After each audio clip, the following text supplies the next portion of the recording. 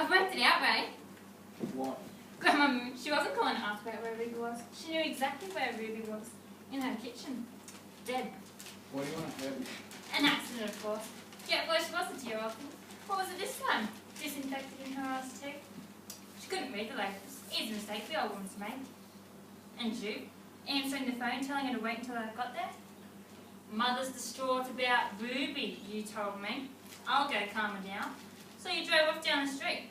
I remember thinking that was strange, but by the time you got there, you could have run. But you knew you had to put something in the car when you got there. Will you listen to yourself? So you drove past the flaming trees, blackened by the night, burst into the drive at the end of the cul-de-sac, through the back door to see Ruby lying in a pool of blood and vomit, not moving, not breathing, no pulse.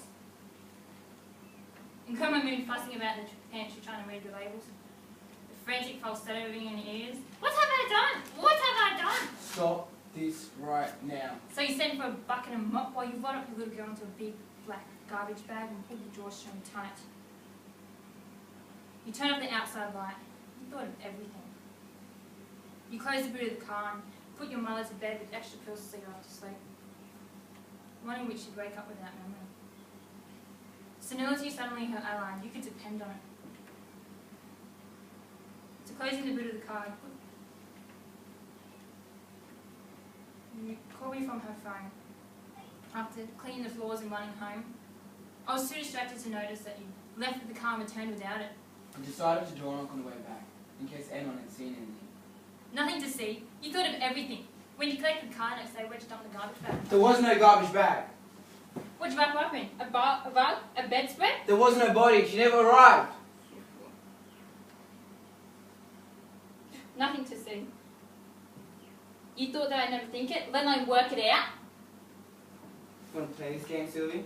Who's to say you're the last one to see her, apart from a few highly unreliable witnesses? What if Ruby never even sent off for Grandma Moon? Because you'd already... What? Say it. What was on dinner on the table? What were you so busy doing? I told you, Dulcie came in a state about her missing parrot, and... There is no parrot. She made it up. You made it up. So how it goes, Ray? Hell, you made her up. Don't you dare pull this down.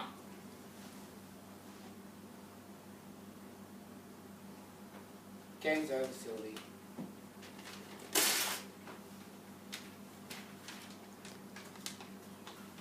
Kumbaya, my lord. Kumbaya. She's just a little old spinster, and look what you've turned her into. The woman is a witch. It's far more accurate rating than your hollow incarnations. Hollow? In a world shot to hell, one man stands to fight for freedom. You and your crippled manhood. You and your prickled prima donna. The crying bird. Take back those words unsaid. What do you say, Ray? Once more with feeling?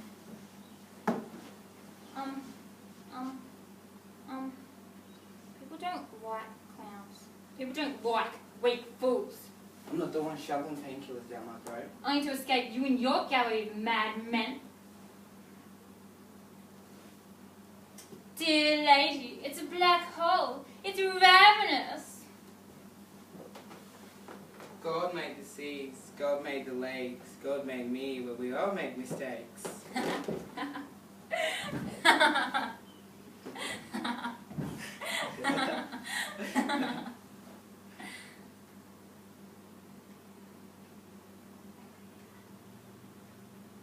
there ever a child then? Don't, Sylvie. That's too far. What about the gallows boy? Made him up. We had to. Is she really taken from us, Ray? You know she was.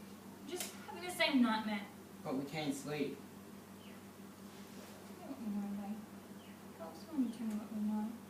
When there was once upon a time a little girl named Ruby May. Past tense. We know she set off to visit her grandma at the end of the street. Our prize, Ruby. Our gem. We can't keep running to this tunnel. This is our train. We can't keep heading back. We can only keep heading backwards because what lies ahead is what's already past. See the light. It's back where we came from. We can't keep blaming ourselves. those around us. Then who? Who? What if it was a stranger? Do you know? It's obvious.